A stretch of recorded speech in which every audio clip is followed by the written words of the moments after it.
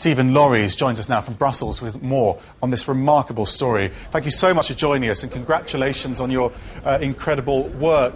I'm just wondering what technology you managed to use to find out he wasn't in a coma when he had been through so many tests before.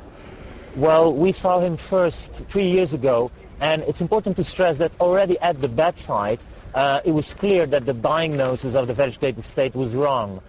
When assessed carefully using a standardized consciousness scale, which is the coma recovery scale developed by Giorgettino in New Jersey, it was clear that there were minimal signs of consciousness. So already at the bedside, it's important to stress, he was not in a vegetative state. Afterwards, the functional neuroimaging, the PET scan, confirmed that his brain, surprisingly, was working close to normal. Well, it's wonderful that you discovered this, but it's actually frightening to think that he could have lived for so long with a misdiagnosis. How many other cases are there out there, do you think, of people in comas but conscious?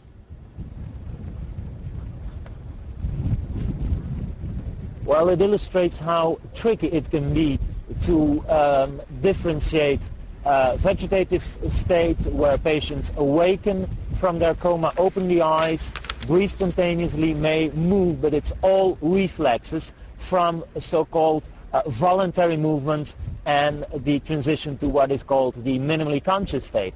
Of course, Ron is really exceptional because this was not a misdiagnosis from vegetative to minimally conscious state. He was fully conscious, and that is very, very unusual. We did show with a previous study that the diagnosis of vegetative state is a tricky one if you just use normal clinical assessment and no standardized scales. You may end up with a diagnostic error of around 40%, which is, of course, unacceptably high.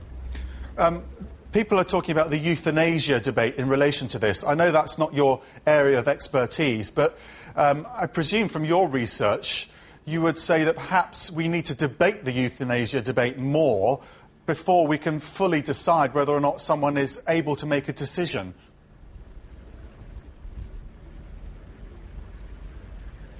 Well, of course, this is a very complex issue.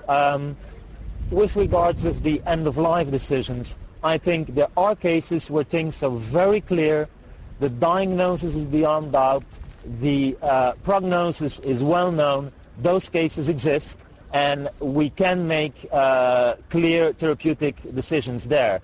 There are cases, however, where things are less clear, which was the case here. This was a traumatic etiology, which is very different from patients suffering from a heart attack and a global lack of oxygen supply. So there are cases where things are more difficult, and it's more difficult to take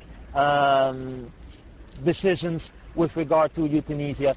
And I think it's not a black and white situation. We need to accept, first of all, that people may have different opinions, and that, in my point of view, we need more facts before we make such decisions. We need to be sure about the diagnosis, and we need to be sure about the prognosis.